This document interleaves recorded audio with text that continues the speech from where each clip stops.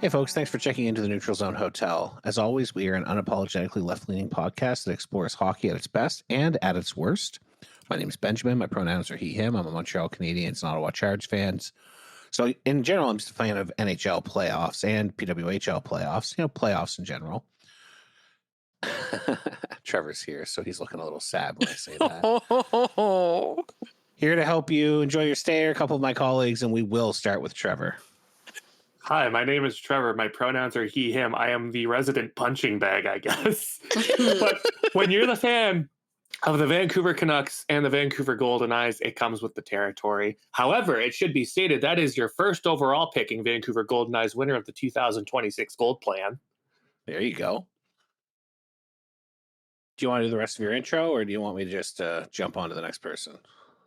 What did I miss? That my pronouns are he, him? I thought I got that. You did. Whatever. We've also got Emily. You can hear them talking. What's up? I'm Emily. They, she, fan of the Colorado Avalanche, Buffalo Sabres, and playoff hockey in general. I'm having a great time. Sorry, Trevor. Well, you know what? I was going to say Colorado aside, at least you get to really enjoy it for once. You get a full double whammy.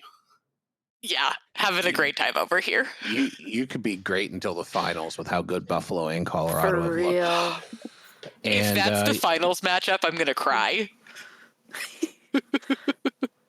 Also here, we've got Madison. Hi, I'm Madison. My pronouns are she, they.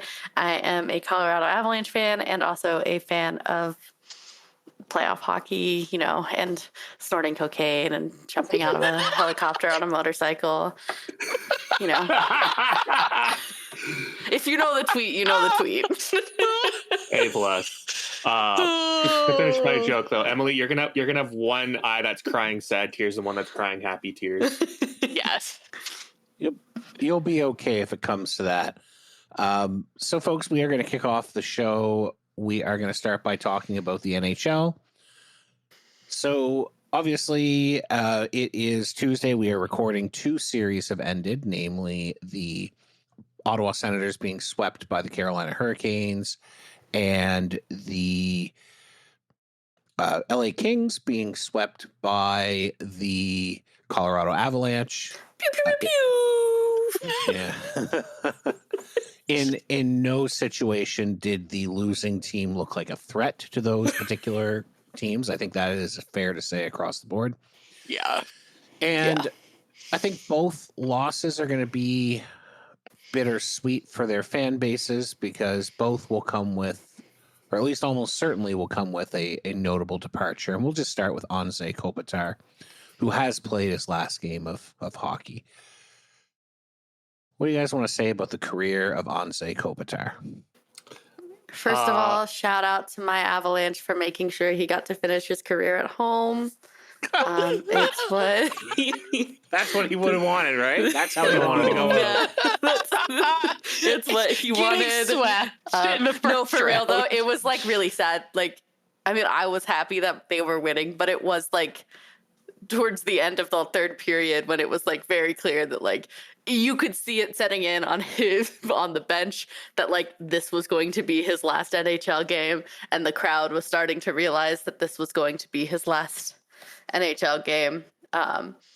It was poetic for it to be at home because like the crowd chanting for him was a really cool. But yeah, like it sucks that the Kings suck and couldn't like be a good team for him for the last like however many years that organization has just been a mess. So, because he's a cool player. Shout outs to Anže Kopitar for single-handedly introducing me to the country of Slovenia, because without him, I would never have known. Hell yeah. Yeah, no, he's been a really good player for a really long time, and it's definitely one of those end of an era departures. Although they still have Drew Doughty on that Kings team, and I believe he is signed in perpetuity. Yeah, but how long do we think he's gonna love play? him out there, and I'm like, he hasn't been good in a really long time, and they just won't hear it.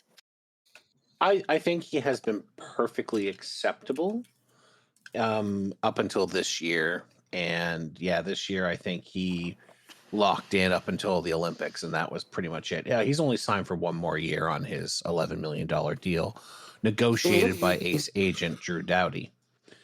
But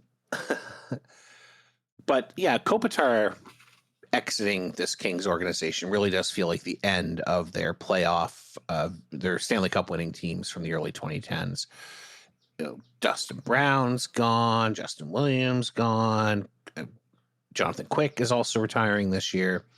So Doughty, while he'll be around likely for one more year, although we don't know, he could LTI or head on off to Robidas Island.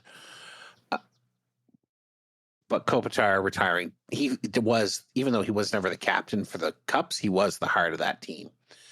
And I firmly think the player most identifiable with it, and let's just be frank, a hell of a hockey player. 1,300 points, 1,500 games, 450 goals, 2 Selkies, 3 Lady Bings, and of course, the most prestigious award in hockey, the Mark Messier Leadership Award. There it is. There we go. Doesn't get better than that, folks. Speaks for itself. Really. On top of that, of course, he is the greatest player ever to come from the country of Slovenia. He's also the worst, but that's, Details. Are there any other players from Slovenia? I think he goes to the Hall of Fame. I think he has to wait a couple years, but I think he gets in. I mean, he was a borderline case until he said Mark Messier Leadership Award. That's a lot, right? Yeah, that's really. I think that'll really drive it home.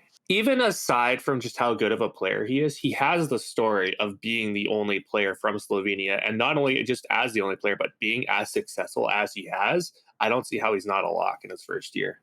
Yeah, he didn't just break the barrier. He broke the barrier and then continued to kick ass. That's a really cool thing to do for a country, a small country at that too. Yeah, and just a quick look back at his career. Drafted in 2005. That's the same draft year as Sidney Crosby.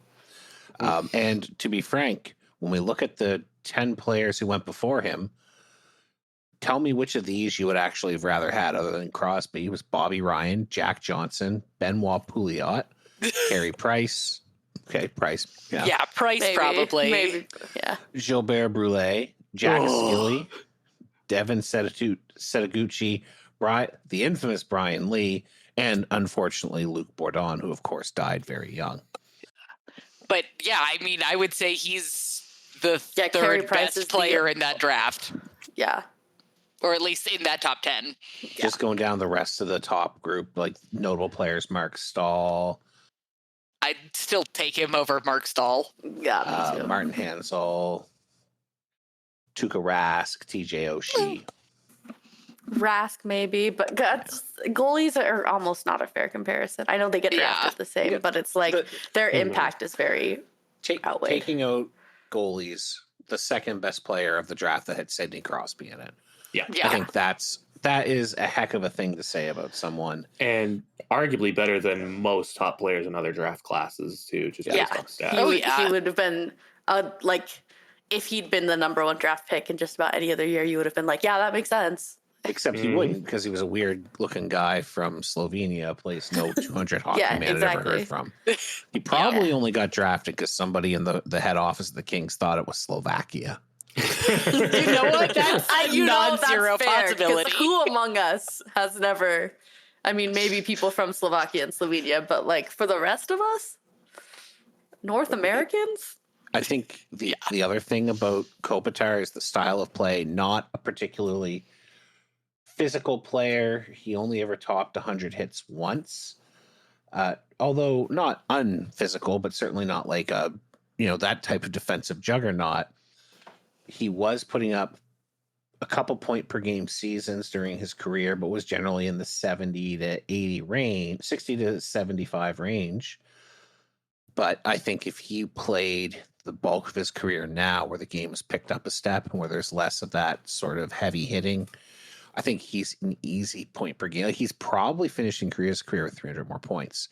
And in a lot of ways, very prototypical for the type of defender that's now going to be dominant in the NHL. So just a hell of a hockey player. And, I wish him all the best in retirement. I think we all do. Yeah. So let's switch gears and talk about the other. And this one's a likely departure, but heavily rumored that Brady Tkachuk will be exiting the Ottawa Senators, possibly on his own request, possibly by general request of the entire city of Ottawa. Unknown which, maybe both. But very likely Brady Tkachuk has played his last game as a Senator. We might be eating our words in September, but it does seem likely that he is on the way out. What do you guys think? The real thing is anyone going to be willing to pay him what he wants? And is he going to be willing to take less money to get out of Ottawa? Because I think he probably wants way more money than anyone wants to pay him, especially after this very inspiring playoffs appearance. Well, Brady is under contract for 2 more years at $8.2 million. Fair. He does have a full no have to get move, so he traded. controls his fate. But the general disgust with him in Ottawa, both from Olympics, Trump-related stuff, and just from completely vanishing the playoffs twice, is extremely high. Hey, he had as many goals in the playoffs as I did. Yeah. Well done, Madison. Thank you. Thank you. Our best playoff performer. I should restate that he did have a good playoffs last year. 4 goals, 3 assists in 6 games. This year was really bad. And then he cried really hard in the locker room in his post-game interview. It was really fun for me. I hate Why'd him. they ask him how to spell Mississippi?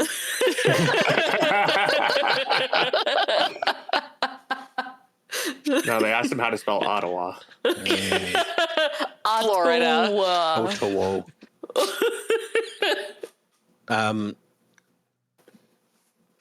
Yeah, I think Brady is done. I think he will move to an American team. I'm curious who's going to want him. $8.2 million, 2 years.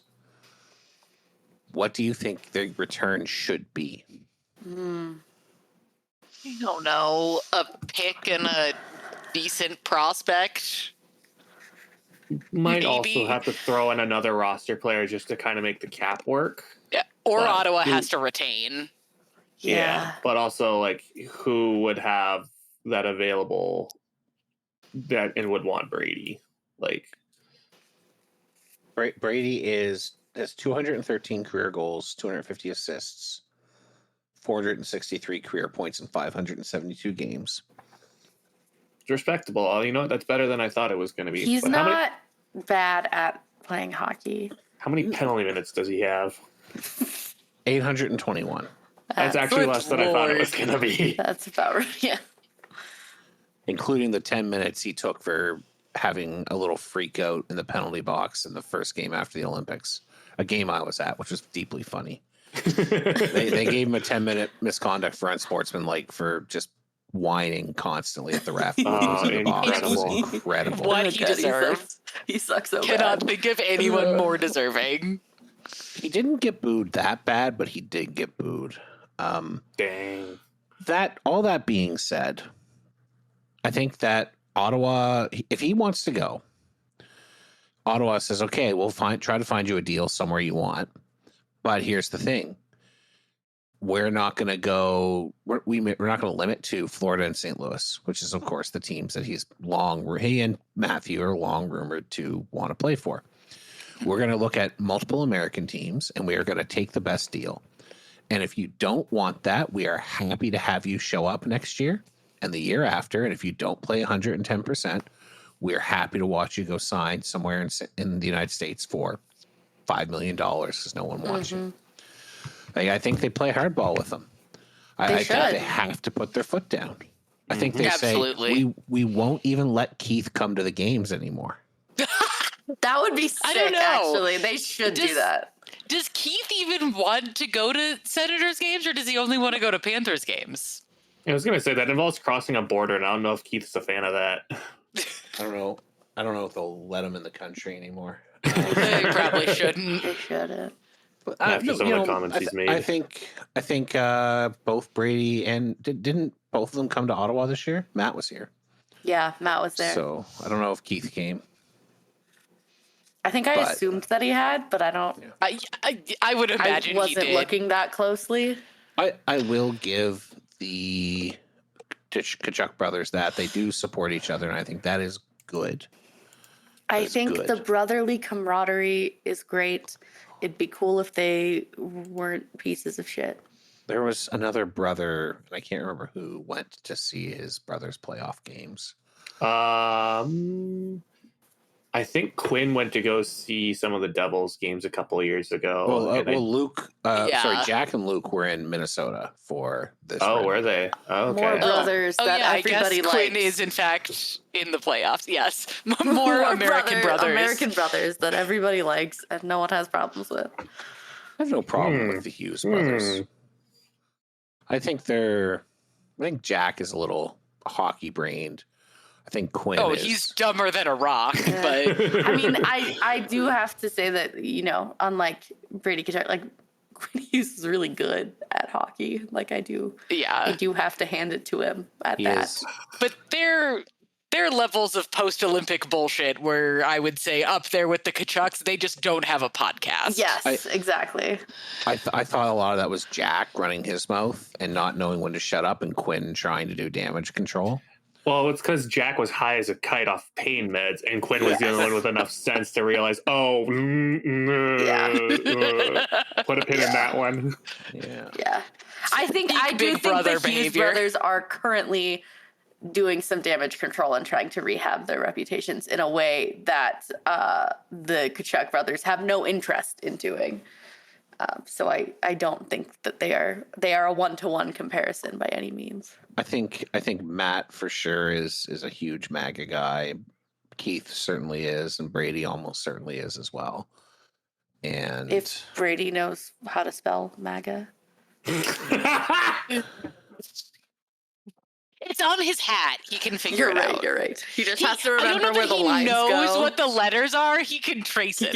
He knows the symbols. The problem is that when he looks in the mirror, he gets confused because now the letters are backwards. You know what? That's a fair point. You ask him to write out MAGA and he writes it backwards.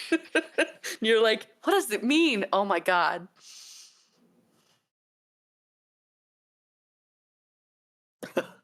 Yeah, I think they have to play hardball with him, and I think they have to get a player. I don't think you get a player who probably puts up as much points as Tkachuk, but if you can get like a middle six guy, you want a prospect and you want a first.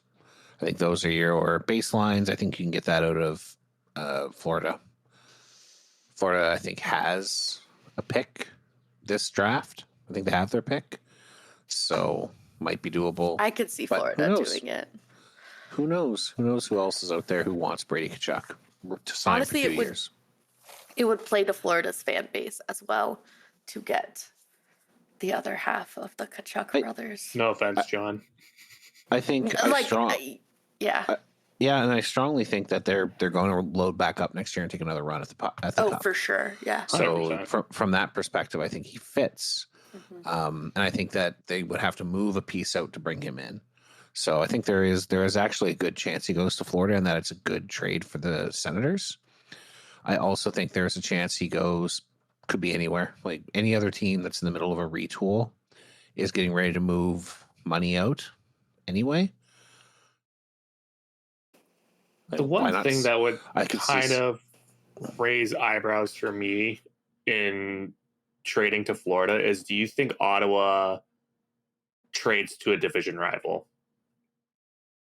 Well, it's not the Eugene Melnyk years where they got a worse deal by sending someone out of division only to see them land back in the division. I think it has to be the right deal, because the division rival that would be most likely to try to acquire Brady Tkachuk would be either Detroit or Toronto. Oh. Do you think Toronto would try to... I mean, I guess he does have grit and Truculence. truculence. Toronto loves to make bad decisions. So. Bring in that Team USA energy. Yeah. And easy whipping boy when they need somebody to blame for the team continuing to suck. Yeah, they don't have Mitch Marner anymore. I don't think Brady would take the trade to Toronto, but he might go to Detroit. I could see it. There are enough. I mean, I think there are enough Team USA guys there that, he'd have some buddies on the team. Yeah. I don't know. We'll see. I do think he's done as a Senator. I think that if the Sens want to remain competitive, they have to get a middle six guy back and then assets they can move out for other players. But I think they should turn the team over to Tim Swetzler and let him go because he is a great hockey player. Mm-hmm. So. Mm-hmm. I like other people on the Ottawa Senators. I just like to see Brady Tkachuk suffer. I have a suspicion that a lot of what Brady does is powered by Timmy. So there's a good chance, yeah. Yeah. And they have Jake Sanderson now, who looks like he's a legit top 10 defender in this league. So I think they've still got enough pieces. Olmark had a hell of a playoff. They just couldn't buy a goal. Mm-hmm. So. All right. I don't really feel the need to talk about other playoff series at this time. I think maybe we'll just stick and go after them when they're done until we get to the later on deeper in the playoffs. We don't make up plans, folks. We just talk. So let's switch gears and jump into the PWHL where the playoffs have been set. Montreal, as a result of finishing first overall, got to select their opponent and has chosen Minnesota, the long travel nights, to face a team they swept in the regular season, which means Ottawa will face Boston. In that series, all 4 games went to overtime, and Ottawa won 3 of them, although admittedly, a couple of them were in shootouts. I think that'll be a really good series. Yeah. I know it will be bad for your heart rate, Benjamin, but Frankel, the as a Tankel neutral viewer, I'm going to have fun. Yeah. Well, so I guess we'll just start there. There is definitely going to be a goaltending battle between Frankel the Tankel and Spinneth Gwyneth. And and if you are unaware, one of the PWHL announcers called Aaron Frankel the Tankel after she made a huge save and then has doubled down on it several times since. And of course, it is funny. Spinneth Gwyneth refers to her spinning around multiple times after making a save and then someone setting it to a putting in a fun TikTok where she spins all around the world. But adorable. Both of Team USA's top goaltenders will be facing off. Both teams have had offensive challenges at points in the season. Boston a little bit later on. And I think it's going to be an interesting series because, first of all, I hate Megan Keller. I hate her so much. She's such a rat. Gets away with a lot of stuff and is just, in general, I think, one of the best defenders in the PWHL. SJ voice, Alina Mueller is excellent. They have, I think, some really good offensive firepower, and they really want to go. They really think they got robbed in the first year. So I think they want to go deep. Mm-hmm. Ottawa and Boston is definitely an all breaks kind of series, if you want to take that phrase, compared to Montreal and Minnesota being an all gas.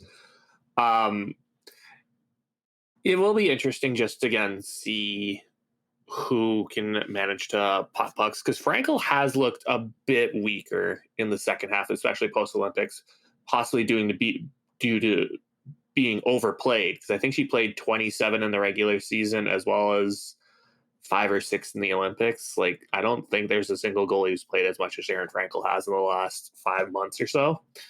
And Ottawa's getting hot at the right time.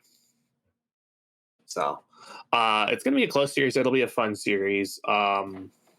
Go Ottawa, speaking personally. And another server where people were starting to make, whether they were a temporary Fleet Admiral or a temporary Charge fan, I put my name as a battery pack because I'm a temporary Charger. Nice. Yeah, I mean they've always been my second team, so that is where my allegiances will lie in this series and probably in the long term. So yeah, I'm down to watch. Yeah, I don't know that I can bring myself emotionally to cheer for a Boston team, no matter how much I love Aaron Frankel. I really love Aaron just Frankel. hope- That's really what they've got going for me. Yeah, I want that series to just I want every game to happen. I want it to be a long, drawn-out series with overtime and things so we can enjoy it. Sorry, Benjamin. I feel similarly. I strongly think that's likely to happen. Phillips has let in 2 goals in our last 4 games. So, well, to be fair, you were playing Toronto for 2 of them. Yeah, they can't score. That's no, fine. they really didn't. They average something like 1.7 goals per game this year. Like it was That's bad in the T-Dot. Unbelievably bad. In 30 games, they scored 51 goals. So that's 1 point, just over 1 2/3. Oh my god. Yep. Yeah. Yep. Yeah, that's rough. Ottawa had 71, so 2 and change. The Minnesota Frost had the most by far, 91. And it was not close. But they also let in 73, which explains why they didn't finish first.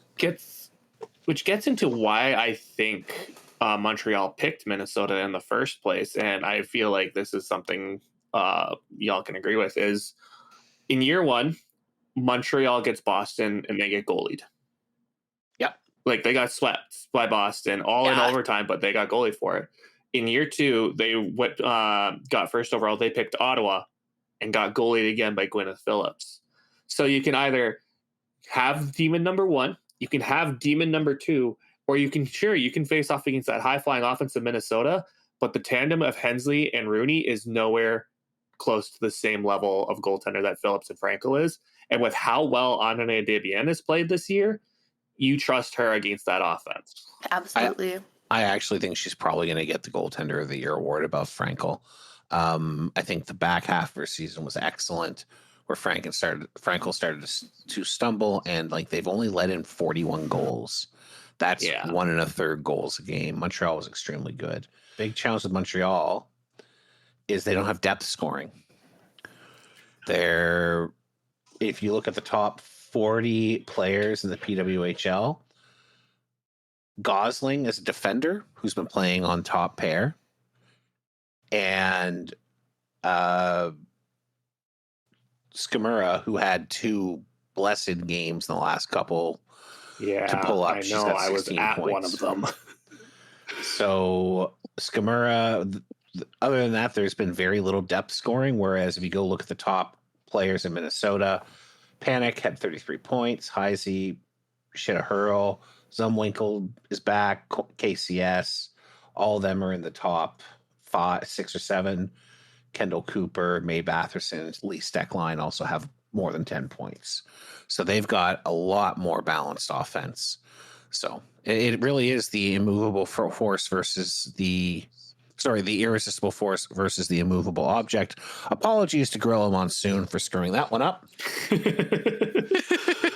But yeah, if Ottawa Boston is all breaks, this is a series that should be all gas. So I mean, I just hope the regular season trend continues and Minnesota gets swept. I think we as a society have moved beyond the need for Minnesota to do well in the playoffs here. See, this is slightly surprising for me because I know you two are not necessarily Frost fans, but Frost I'm like a Frost fan adjacent, I would say.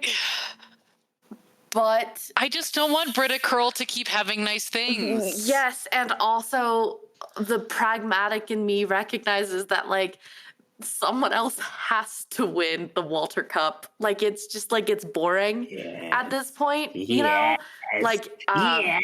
So to any Frost fans listening, I think I know at least one. Sorry, Crawl. Crawl. My friend. It's not that I'm oh, Minnesota can't win, I hate them. It's that they really would be nice to see the love shared a little bit in these early seasons. Literally no one else has done it. Be kind of give someone else a chance, and then we can resume this in a few years. You know it's bad when, like, even on a national broadcast, like on the CBC broadcast, one of the intermission analysts was talking about how we can't have Minnesota win. Like, no one wants to see Minnesota win again. It's just like, oh, okay, you're just saying the quiet part out loud here. Are you allowed to say that? I think it's better for the league if somebody else wins. Oh, yeah. And I think, and I think that's just like, I think Frost fans know that too. Like, from the time that most of the ones that I have talked to, at least, they're like, it's like, it's my team, but like, also, like, we get it. Like, I don't think there's like a lot of Frost fans don't like get why people are tired of the Frost. Yeah, I think from the league's perspective, they would have preferred one of the expansion teams to win the Walter Cup. Unfortunately, they were bad. Yeah. So much for those super teams we were all prepared for. Yeah, I truly wonder how much of that is coaching. I can't say the coaching of either team has impressed me, although the Chris Spar, who they hired to coach Boston, I think has done an excellent job there. Mm-hmm. So we'll see. Pick a player to watch from each series. Oh boy, you can't pick Frankel or Phillips for Ottawa. If you're going to any of the Frost games, you do unfortunately have to watch Britta Curl so you can boo her. I didn't mean that type of player to watch, but that's okay. For Montreal, Marie-Philippe Poulin is the one to watch, and not for the usual reason. She did come back from injury against Seattle in the last game of the season. She was sheltered a bit, but I want to know how healthy she really is, or if she's coming back early. And if that's the case, how much is that going to affect Montreal, and how much is that going to affect her play? For Minnesota, just one per series, Trevor. Okay, yeah. Let's do this quickly and try to move on so we can close this up. And then I guess in Ottawa, Boston, honestly, this just might be a personal bias thing. Fanuza Katarova is just so fun. She's cool. She is so cool, and I want to see her pop off in the playoffs. She's been getting better every game this year, so I think she has a good chance. Yeah. I'd throw out Mueller as well, but that's just because I think she's neat and I like to watch her play. That's a good reason to say you think people should watch her. What about in Montreal, Minnesota? Who do I want to watch in that series? I feel like I should have an immediate answer, and I know, don't. Neither do I, which feels weird. Someone say Abby Rock. Oh, actually, that's a great choice. I love Abby Rock. I like Abby Rock. There you go. What about you, Madison? Who would you pick? Probably also Abby Rock. I think I always like to watch her. I think she's really fun. She's probably one of my favorite PWHL players. So, what about for the Ottawa Boston series? Oh man, if that's painful to choose because you said I couldn't choose Frankel, and I just love her so much that I will have blindfolds on for those games.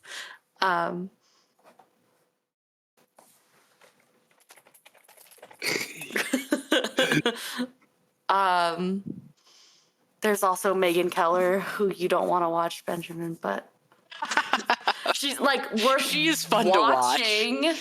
Is she? I think so. She's fun to watch she's fun to watch if you want to see her take 5 penalties and get called for none of them. Someone needs to watch her. That's what I'm saying. You said someone to watch. I would like to watch Rory Gilday slam her into the boards. That's what I would like to watch. There you go. My player to watch in Montreal, Minnesota is Kelly Panik. Panik has had an excellent year, led the league in scoring. If she continues to score the way she has in the main season, in the regular season, Montreal is in trouble. If they can shut Kelly Panik down, that's probably the series. So I think that is probably the linchpin for them. For Ottawa and Boston, I will pick Rebecca Leslie, who has come out of nowhere to score 14 goals on the season, which is an incredible number, and I believe is second. Second in the league, tied with Jesse Eldridge for second in the league in terms of goals. So she has actually scored a few on Aaron Frankel. So I would like to see her do more of that. Mm-hmm. All right. And the last thing I have on my list is PWHL expansion. So PWHL expansion was announced last year on the 30th of April. It seems like we will not get an announcement at that time, according to Ian Kennedy of the Hockey News. There are delays, possibly to see how the NCAA institutes and manages a fifth year of eligibility for players, which may impact which players are draft eligible. And he reports that the following: that Detroit is seen as a lock for expansion. Denver is now seen as almost a lock. Most likely, I'm actually gonna cry if we don't get a team. I'll throw a tantrum. Most likely to play. Listen to it. Most likely to play at Ball Arena, but possibly at Denver Coliseum as the primary tenant. I've been saying Denver Coliseum the whole time, and nobody listens to me. The issue seems to be that the PWHL now only wants to move into 10,000 plus person arenas. And Yes. Denver is about 8. However, they may be willing to give, especially if they can get a couple games at Ball Arena every year. And I think Denver's trying to build a new practice rink for the Avs that isn't 45 minutes away in the suburbs that could potentially have the seating they'd need. I think it would be So something as a that long-term could be like thing.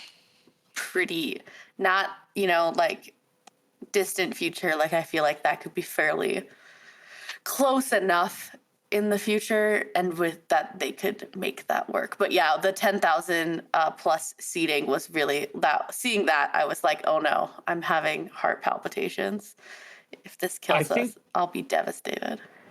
I think even with 8K, you can't understate how important it is to have a PWHL team as a primary tenant.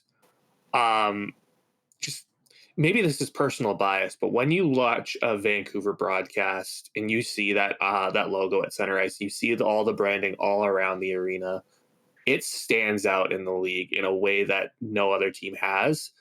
And it's something that should be a focus if you can get it. And they would get that at the Coliseum, which is... Exactly. Yeah, you sacrifice 2,000 people a night, but you get that branding out there. You get that imagery on the ice and on your broadcast.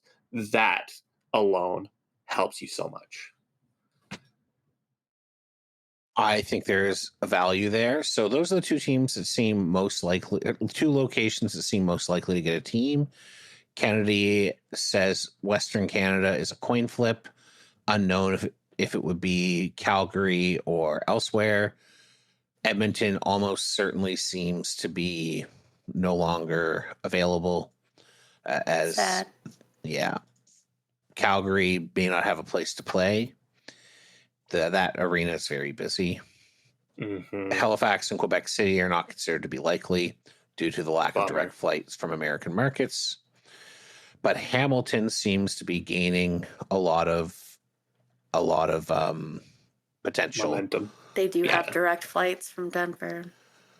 They also did amongst the best in terms of attendance on this year's takeover tour, and that's another building that I don't know if they get primary because they do have an AHL team coming there, but that's still a lot more availability than you can have almost anywhere else. It would be very funny for the PWHL to go back to sharing a building with the Islanders AHL team.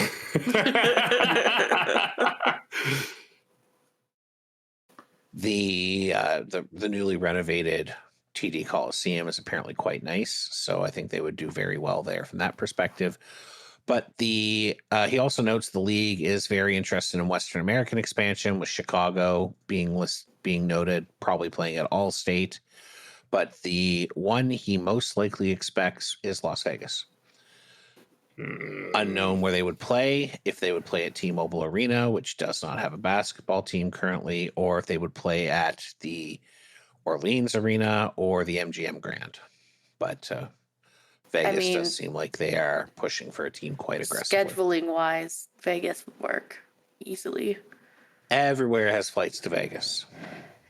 Yeah, and then there's also like they have so many venues in Vegas that like you can make anything work there. I also think it's a fun play. I'm biased. I've been to Vegas games or a Vegas game, and I like going to Vegas on vacation. But it's a very good. People travel there, so it's a really good way to get fans from all over, because people will like go into Vegas and go to a game, and then they take that fandom home. And I think that's how how the Golden Knights did so well so fast. So I can see the PWHL also wanting to get some of that. But it helped they went to the finals in the first year too. But also that, yes. But yeah, no, I think that Vegas has become, I mean, 10 years ago, there were no professional sports teams in Vegas. Yeah, the Knights were also the first, which helped as well. Yeah, and now they've got the Raiders, and I think they're getting the Sacramento Kings, right? Did I hear that? They're getting. They have the A's. Getting the A's. They're getting the A's. Yeah. That's Oakland A's. Yeah. Yeah. So Yes. they're Who getting are a currently baseball playing in team. Sacramento. So That's how my brain works. Yeah.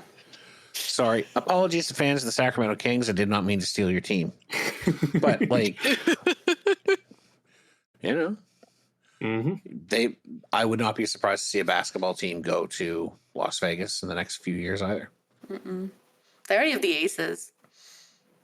Yeah, they have the That's WNBA. true. Plus, from what I've heard, they've done a very good job at growing the game of hockey, not even like for kids, but also for girls in Vegas as well. So it looks like it could be a prime destination. Other than they have total control over the ice sheets, just like the Stars do in Texas. So ice sheet dominance by corporations is a frightening thing, and that I'm glad I don't have to deal with in Canada yet.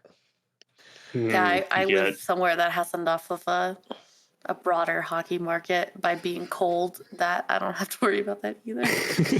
Well, Colorado doesn't have as much ice as you would maybe expect, though. But it's all owned by different people. Yeah, that's fair. That's fair. The BlackRock issue is very prevalent in northeastern United States. That's like the story that I read on it kicks off with someone going up to Senator Chris Murphy and telling him he can't record his kids playing hockey. So that's in Connecticut, right? That is wild. Thankfully, in Canada, most ice facilities are public venues. They're publicly owned. Like all the ice sheets in Ottawa, except for a handful, are owned by the city. I think the current Avs practice rink is publicly owned. So yes, it's a South Suburban Parks and Rec facility. Yeah. Incredible. Oh, it has a carousel. Not for the Avs. Like there's just there's a little mini indoor arcade there. Yeah. It has one of those rides where it drops you on the tower, except it's like 2 stories tall because it's an indoor arcade. It is so not like the Avs are not the primary tenant at their practice facility. It is surreal. So what the I'm idea hearing, of like a team owning all the ice is insane to me. So what I'm hearing is that once the border is good again, we should come to Denver and go to the Avs practice arena. Family arcade. Sports Center. Yes, we're going to go hang out at Family Sports. It's going to be great. I've spent many a time there, and it's weird. But also, I don't think the Avs really don't want it to stay their practice rink for much longer. So I also cannot articulate enough how it is a solid 45 minutes south of Denver without traffic. It is nowhere near Ball Arena. Is it close to where the athletes live? They have to choose. No. They either choose to live downtown or they choose to live down there. So yeah. I guess some of them could live Highlands Ranch-ish, but I think most of them live more in the Cherry Creek area or Wash Park. Mm-hmm. Ottawa has the current and the former Sens practice center. The Sens own both of them. that they're operated by Richcraft, which is a local company. But they built the one on the East End because during the Daniel Alfredson years, all of those people lived in Orleans, where I live, and I think Daniel Alfredson still lives here somewhere. But the current iteration of Senators all live in Canada. So now they built a new one in Canada so that they don't have to go across the city, because crossing Ottawa sucks. The Kings practice facility is insanely far from where the Kings play in downtown LA too. And I was like, those poor people, the traffic that they're dealing with. We should do like a practice facilities accessibility ranking. Yes, that is some peak off-season content right there. Content. We should do that. I know what number 32 is. You're getting one. Shut up. Allegedly getting one. We don't know for certain yet. I think they're still voting on it. It's not their actual practice facility, but I do really enjoy that a lot of the Avs come and practice at D during the off season, because then sometimes I run into them in the hallways. Love that for you. It's cool. But I would have more fun if we were running into them at the arcade. Yes. So true. I feel bad for them too, because there's like, they don't get private parking either. So there's just like people out in the lot. No one's gonna recognize them other than you. Well, Nathan McKinnon, come play DDR Max with me. You might recognize their vehicles, though, depending on how fancy of cars they drive. Yeah, no, it's definitely a thing. Like, people will like wait at their cars for them. Oh, that's gross. Yeah, because there's no like, it's like actually they really should get a real practice arena. I bet you Cale Makar is really good at whack-a-mole. I bet he is. More off-season content. What NHL players would be really good at what arcade games? I feel like goalies in general would be good at whack-a-mole or like spider stomp. Mm-hmm. I feel like Brock Nelson is going to go there, and he just wants to get on like he just wants to play Pac-Man because he's so old, but his kids all want to play just wants to ride the like mechanical horse that you put in like the nickel for. Yes, like they have at the grocery store. Yes, exactly. That's what Brock Nelson is doing at the arcade. He looks so old. When those pictures of him he coming. He is the world's oldest 33-year-old man. He's one like of the Avs beat writers. Me, and I'm like, that is my grandfather. There's an Avs beat writer who, before every game, posts a like Civil War letter-esque tweet or like Bluesky or whatever. That's a letter from Brock Nelson to his wife, like he's on the front lines of the Civil War. It's very funny. Dear Madam, today we prepare to go into combat against the vile Los Angeles Kings. These rebels have done naught but cause us grief and harm. I will shoulder my stick as if it were a musket and bear it forward for the state of Colorado. That's like basically what he does. It's very funny. That's good. He does look like if you told me Brock Nelson was a Civil War reenactor in the offseason, I believe you. 100%. Yeah, he would do that for sure. That's good. All right. I think on that bombshell, I don't think we have too much more to say. Just before we end, Trevor, I know you wanted to talk about the sudden and unexpected passing of beloved Vancouver commentator John Garrett. It's weird that I've had to do this twice in like the last 2 months between Jim Robson and now John Garrett. But the difference was Jim Robson was legendary for people who were older than me, like the generation before me. John Garrett is legendary for people my age. He became the primary Canucks color commentator when I was 9. I've grown up most of my childhood, pretty much most of my adult life, listening to him call games first with Jim Houston and then later on with John Shorthouse. And he may not have always been the best in terms of his breakdowns. He was always a little biased, always a little bit of a homer. But it was always his camaraderie with John Shorthouse, just listening to two buddies sit beside each other to call a hockey game. that made him such a titan in Vancouver broadcasting, and it hurts. It hurts more than anything because it was unexpected. He was 74, but he was calling a game as of 2 days ago.